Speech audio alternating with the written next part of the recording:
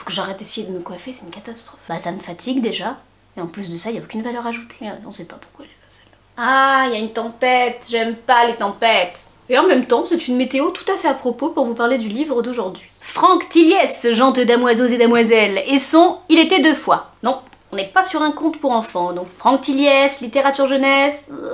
Donc celui-ci est de la collection Fleuve Noir, publié chez Fleuve Édition. Oh, mais il en a écrit tellement. Le gars n'arrête jamais, hein. Je crois que je les ai tous lus. Ah non, pas lui. Ah bah va falloir y remédier. Alors, avant de commencer la présentation, je balance. Franck Tilliès, c'est noir. C'est très noir. C'est très très noir. C'est lourd. C'est très lourd. C'est très très lourd. Mais c'est génial. Donc, il était deux fois... Il était deux quoi? Il était deux fois. De quoi ça parle? Alors, on va laisser passer la moto. L'histoire démarre, on est en 2008, et une jeune fille de 17 ans, qui s'avère être d'ailleurs la fille du lieutenant de gendarmerie du village, disparaît. Bien sûr, son père fait tout pour la retrouver, et au bout de plusieurs mois de recherche assez vaines, son enquête finit par l'amener dans un hôtel.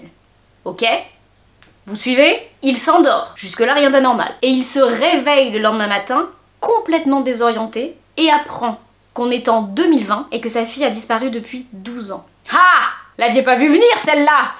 Donc l'intrigue, elle démarre vraiment à ce moment-là, en fait, quand il se réveille dans cette chambre-là en 2020, complètement déboussolé. Qu'est-ce qui s'est passé? Où est sa fille? Est-ce que c'est une explication rationnelle à ce qu'il est en train de vivre? Ou est-ce que ça relève du paranormal? Le lecteur, il accompagne vraiment ce père qui cherche sa fille, il s'appelle Gabriel d'ailleurs, je l'ai pas dit, dans toutes ces réflexions-là. Donc bien sûr, à ce moment-là, en 2020, qu'est-ce qu'il fait? Il continue l'enquête, parce que sa fille n'a toujours pas été retrouvée, mais en parallèle, il essaye de comprendre ce qui s'est passé, pourquoi il a perdu 12 ans de sa vie, parce que le monde a continué de tourner sans lui. Il doit réapprendre à vivre dans ce monde-là, dans un monde où il a plus les codes. Ah, j'ai envie d'en dire plus, mais je peux pas trop en dire, je peux pas!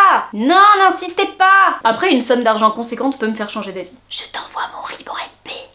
Franck Tilliès, je trouve que c'est un auteur génial parce qu'il a vraiment le don de plonger tout de suite le lecteur dans une espèce d'atmosphère hyper oppressante, étouffante. Tu crois que t'es prêt à lire du Franck Tilliès, mais t'es jamais prêt à lire du Franck Tilliès. Je préfère le dire, certaines scènes sont... Quel est l'adjectif approprié? Dur.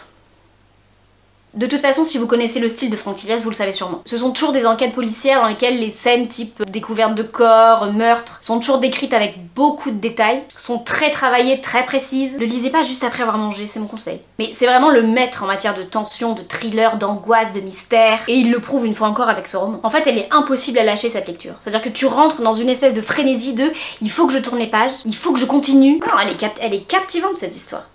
Elle est captivante, il n'y a pas d'autre mot. Et quand t'arrives à la fin, tu te rends compte à quel point l'histoire, elle est bien travaillée, bien structurée. Tous les détails comptent. Mais en fait, il n'a rien oublié. Il a réussi à construire une intrigue magistrale sur plus de 500 pages.